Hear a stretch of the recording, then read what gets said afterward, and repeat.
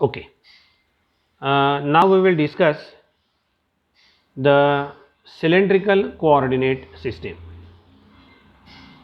Now, as we have already discussed, cylindrical coordinate system is also the system which depends on Cartesian coordinate system. Therefore, we will have to begin with the Cartesian coordinate system first. This is our Cartesian coordinate system with x-axis, y-axis and z-axis. These three axes are mutually perpendicular to each other. They intersect each other at a common point O, which is known as the origin of coordinate system. Now, this system is a right-handed coordinate system. The reason is that the first finger of right hand represents x-axis, the second finger of right hand represents y-axis, and the stretch thumb, which is perpendicular to both the fingers, represents z-axis, such that x cross y is equal to z, y cross z is equal to x, and z cross x is equal to y. It is right-handed Cartesian coordinate system. There is left-handed Cartesian coordinate system too. Typically, when we think about a left hand screw, then we need to understand what is the meaning of left-handed Cartesian coordinate system. But for the time being, we will focus on the right-handed Cartesian coordinate system.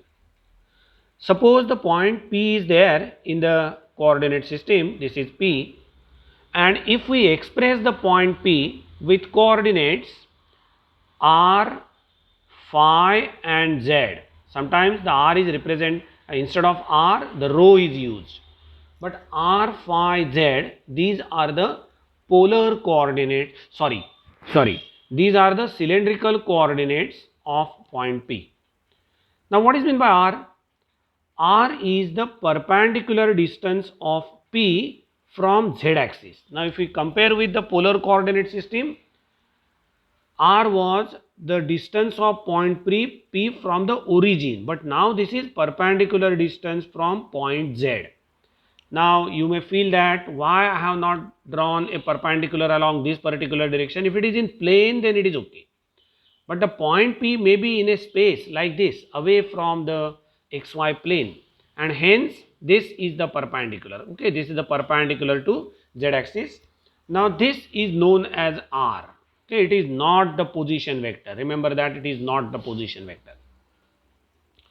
If I draw a perpendicular from point P on say for example xy plane, and this is the projection of r bar, if we consider, then this is the projection of r bar in xy plane.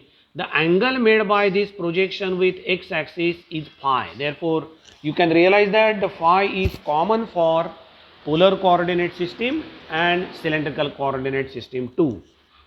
And the height of point P above xy plane is known as the z coordinate. Therefore, this is z coordinate. This height is z, or this is also z. You can imagine that it is the same as this distance. Okay, if I name this point M, then PM is perpendicular to xy plane. Okay, therefore, this is the cylindrical coordinate system, and these are the cylindrical coordinates of point P. Therefore, now I can write the point P with coordinates r, phi, z. Okay, r, phi, z are the coordinates of point P in cylindrical coordinate system.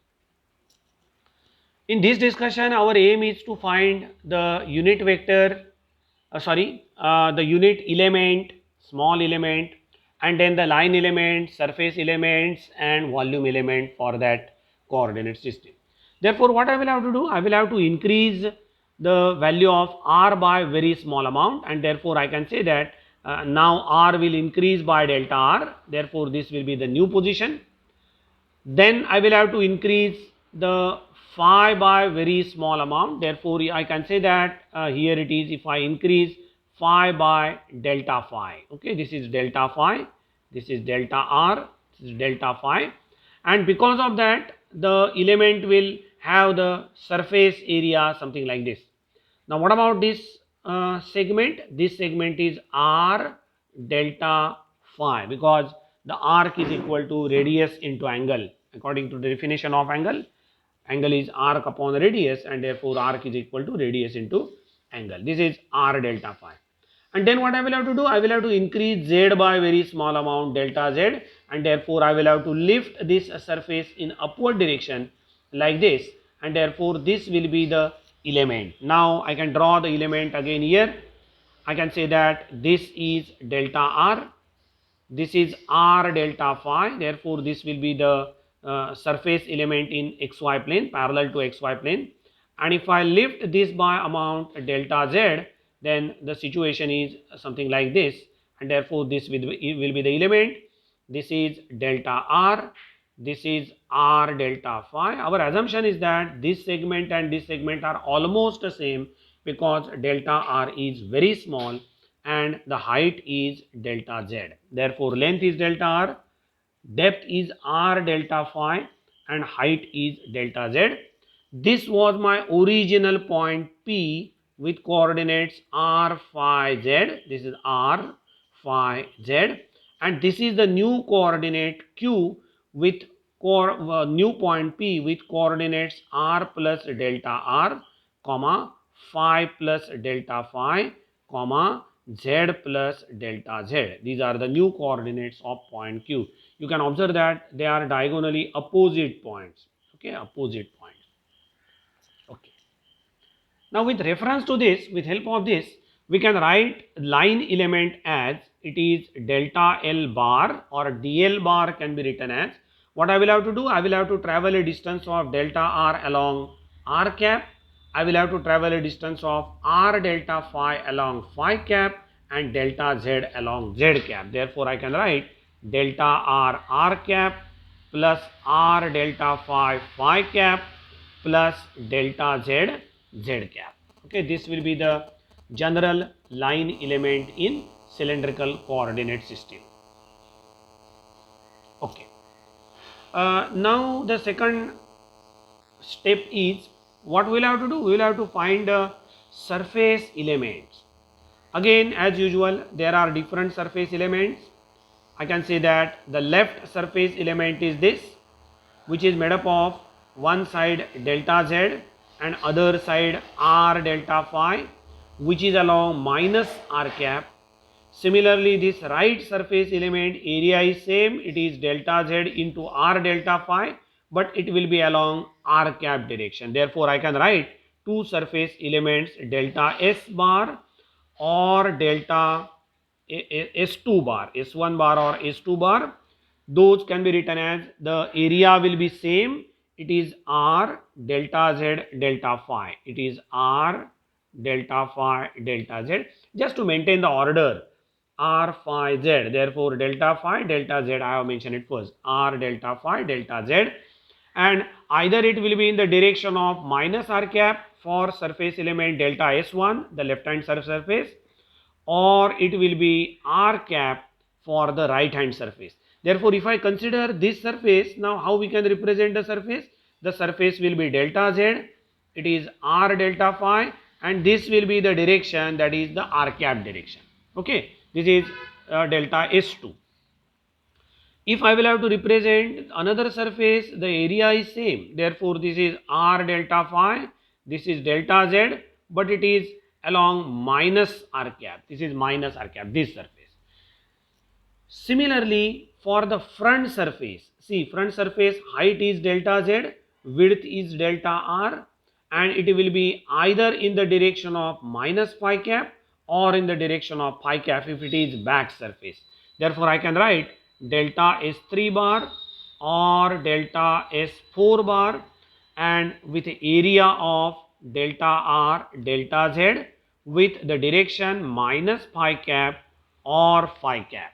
Okay, now as we are aware about the volume element, front surface, back surface, top surface, bottom surface, left surface, right surface, similar to the Cartesian coordinate system, polar coordinate system, we can write for the cylindrical coordinate system the two surface elements of same area but a different directions. What about for the upper surface? The volume, the surface area will be delta r, r delta phi. Therefore, r delta phi. For a upper surface, the direction will be in upward direction, that is z cap, whereas for the lower surface, it will be in the direction of minus z cap. Therefore, I can write it is delta s phi u or delta s6, whose area will be r delta phi. Check kara, r delta phi delta r means r delta phi to maintain the r phi z direction, and it will be either in the direction of minus z cap if it is the bottom surface, or in the direction of z cap if it is top surface, this particular surface. And therefore, these are different surface elements in cylindrical coordinate system. Now, for the volume element, it is very simple. Volume element is the simple product of all the lengths, that is length into breadth into height. Therefore, it is r delta phi delta z, and we can write the volume element to be r delta phi delta z. Okay, this is about the cylindrical coordinate system. Now, why it is known as cylindrical coordinate system? See, by keeping r constant and z constant, if I change the value of phi, then we can get a circle, correct? We can get a circle. Then by changing phi with a 0 to 2 pi, if I change z by steps from 0 to h, then we can consider a hollow cylinder, something like this, because r is to be maintained. And if I change phi from 0 to 2 pi, z from 0 to h, and r from 0 to capital R, say for example, then we will get a cylindrical. Therefore, this system is known as cylindrical coordinate system. Now, actually, if the Cartesian coordinate system is with us, why to introduce these two different coordinate systems, polar coordinate system and cylindrical? We can see that when we think about any system, there are three types of symmetries. One is a point symmetry. For example, if I consider the atom, the nucleus is at the center and electrons are revolving around the nucleus. Now, they may revolve around the nucleus according to the one Rutherford theory, or according to the Bohr theory, they may revolve around the nucleus in circular orbit. According to the Schrodinger wave theory, they may be spread around the nucleus. But everywhere the symmetry is about a point, and in case of a point symmetry, it is difficult to use the Cartesian coordinate system or cylindrical coordinate system, but it will be better to use a polar coordinate system. You can see that the polar coordinate system is symmetric about the origin. Okay, r is there which can change any direction depending on the value of theta and phi, but the distance is to be maintained with reference to the origin, etc. Second possibility is that if there is a current carrying conductor, and if we will have to think about the magnetic field around it, or if we will have to discuss different parameters, maybe magnetic potential, magnetic field, and the flux lines, etc., etc., then it is symmetric about a line because it is a straight current carrying conductor. And you can correlate this with a cylindrical coordinate system. That means if the system has line symmetry, instead of using Cartesian coordinate system or polar coordinate system, always it is better to use a cylindrical coordinate system, and therefore this system is suitable for the system which has the line symmetry. And sometimes the system may have plane symmetry, that means height above a particular plane, say for example. Then it is better to have, or we will have to discuss something in a room, taking corner as a Cartesian origin of a Cartesian coordinate system. One is to be x axis, other to be y axis, and third to be z axis. Then we can use, or it is suitable to use the Cartesian coordinate system. Now remember that different operators in Cartesian coordinate system are easy to handle because all the three axes are mutually independent, correct? X axis, y axis and z axis, these axes are mutually independent axes. But in case of polar coordinate system or in case of cylindrical coordinate system, the axes are not independent. They depends on each other. Now how they depends on each other, we will discuss later. And therefore, when we think about a del operator, typically a vector derivative operator, you can observe that in Cartesian coordinate system, every term in del operator is independent of each other. Therefore, the separation of variable is bit easy. We will discuss later on, or we had already discussed. No, we had not discussed. We will discuss this in semester 4 when we think about the degeneracy of energy level. But when we think about the del operator in polar coordinate system or del operator in cylindrical coordinate system, the operator is a bit difficult to understand. We will have to remember that, or no doubt it is possible to derive the operator with help of the transformation equations for unit vector from Cartesian coordinate system to polar and polar to Cartesian. Okay, we will discuss this later on. Now in the next session we will discuss how we can transform the coordinates from one system to other, and then we will go for the discussion of del operator. Thank you.